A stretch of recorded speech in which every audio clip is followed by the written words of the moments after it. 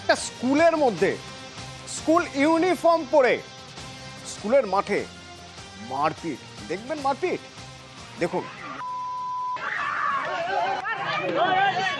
ছুরি চেন বেরিয়ে এলো এক এক করে পকেট থেকে।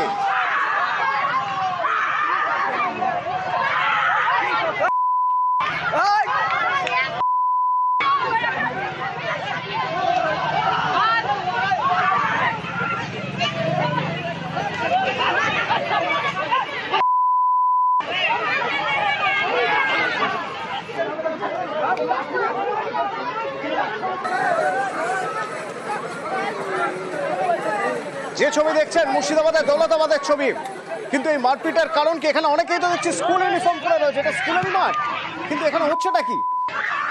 প্রণব রয়েছে আমার সঙ্গে ফোনে। প্রণব, দেখো, দৌলতাবাদের গঙ্গাপ্রসাদ যে হাই মাদ্রাসা রয়েছে, সেই হাই মাদ্রাসাতেই তোমার গতকাল যে স্বাধীনতা দিবসের অনুষ্ঠান ছিল, সেই অনুষ্ঠান শেষ করে যখন শিক্ষকরা চলে গেছেন, তখন দুই পক্ষের ছাত্রের মধ্যে এই শুরু হয় ঝগড়া। তারপরে কিন্তু বাগবিতণ্ডা দিয়ে তারপরে তোমার মারপিট শুরু হয় এবং একাদশ এবং দ্বাদশ শ্রেণীর দুই পক্ষের ছাত্রদের মধ্যে এই মারপিট শুরু হয় এবং পরিস্থিতি এতটাই বেগতিক হয়ে যায় যে 4 জন ছাত্র কিন্তু গুরুতর আহত হয় এবং সঙ্গে সঙ্গে অভিভাবক ছুটে আসে, আশেপাশের লোকজন ছুটে আসে, তবু থামাতে পারছিল না। পরে পুলিশ আসে, পুলিশ এসে পরিস্থিতি নিয়ন্ত্রণে আনে। তারপরে যে স্কুল কর্তৃপক্ষ অভিভাবকদেরকে ডেকে ছাত্রদেরকে নিয়ে মিটিং করে, দিয়ে তারপর পরিস্থিতি শান্ত হয় এবং অভিযোগ বেশ কিছুদিন আগে তোমার একাদশ শ্রেণীর ছাত্ররা দ্বাদশ শ্রেণীর ছাত্রদের নামে অভিযোগ করেছিল ড্রেস পরা নিয়ে।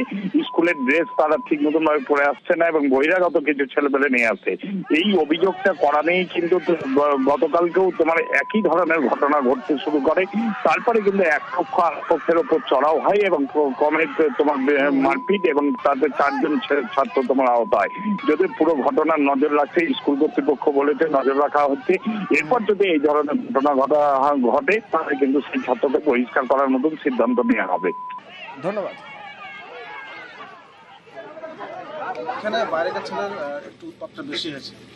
আমি যেটা দেখতে পাই, আমাদের স্কুল পার হয়ে প্রায় 50 মিটার পার হয়ে 10-12টা ছেলে দেখতে পাই বাড়িতে, এবং এই সাইডে মন্দিরের দিকেও দেখতে পাই যে 7-8টা ছেলে বাড়িকার ছিল এসে দাঁড়িয়ে থাকে। আমাদের স্কুল থেকে পুলিশকে বলা হয়েছিল, পুলিশ আসার পর কিছুদিন বন্ধ ছিল, আবার দেখছি 10 জন থেকে একটু উৎপাত হয়েছে ঘাসিপুরের ছেলের সাথে, আর এইদিকে পাথরঘাটা এবং কুমুরপুরের ছেলের সাথে ঝামেলা হয়েছে, মারামারি হয়েছে, এটা শুনেছি। চাকু ছুরা নিয়ে এসেছিল, ওই ঘাসপুরের ছেলের বাপকে নাকি মারা হয়েছে।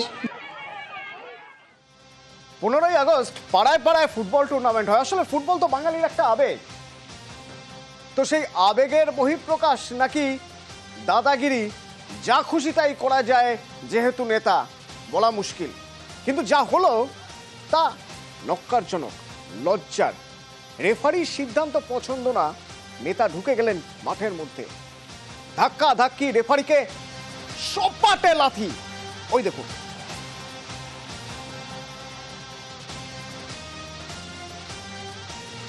দেখুন অবস্থা। নাম রাজা খান।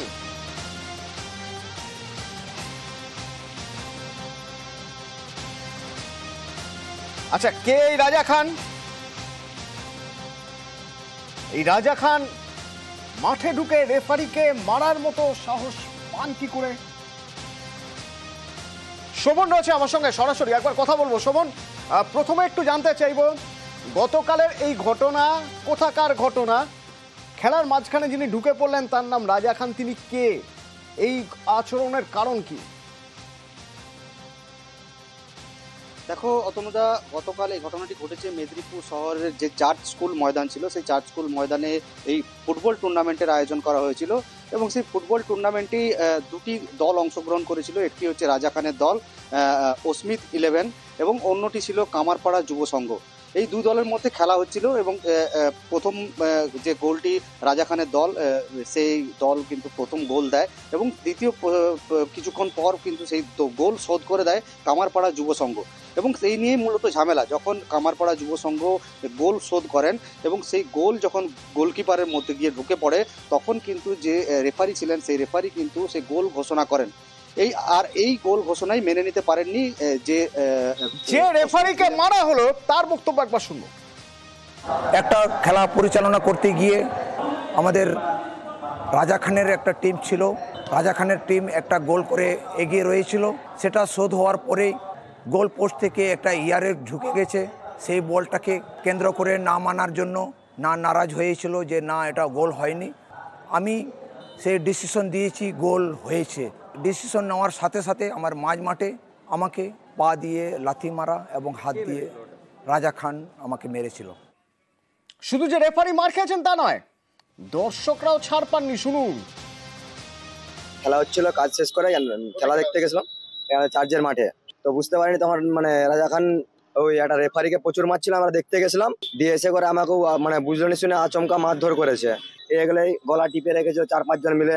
তোমাকে মারধর করার কারণটাই বুঝতে পারিনি, হচ্ছে ওদেরই লোক, তার জন্য মেরে দিয়েছে। আমি আর আমাদের একটা পাড়ার ছেলে আছে ওইখানে, ওর কানে মেরেছে রড দিয়ে। তো এই রাজা খান, পুলিশ কি পদক্ষেপ করেছে এখনো পর্যন্ত শোভন রাজা খানের বিরুদ্ধে? এখনো পর্যন্ত দেখো এই ঘটনার পরেই কিন্তু বিতর্ক সৃষ্টি হয় এবং তারপরে কিন্তু নিন্দার ঝড় ওঠে মেদিনীপুর শহর জুড়ে। এবং যারা সেই দর্শক আসনে বসেছিলেন, যারা মার খেয়েছিলেন, তারাও আক্রান্ত হয়েছিলেন, তারা কোতোয়ালি থানায় অভিযোগ দায়ের করেন এই রাজা খানের বিরুদ্ধে। এবং এর পরেই কিন্তু তৎপর হয় পুলিশ। যেহেতু পুলিশ আগে থেকেই বিষয়টি পুলিশের নজরে ছিল, পুলিশ তৎপর হয় এবং তৎক্ষণাৎ কিন্তু রাজা খানকে পুলিশ গ্রেপ্তার করে। ইতিমধ্যেই রাজা খানকে মেদিনীপুর আদালতে তোলা হয় এবং আদালত তাকে 2 দিনের পুলিশি হেফাজতের নির্দেশ দেয়। এ পর্যন্ত জানা গেছে। ধন্যবাদ।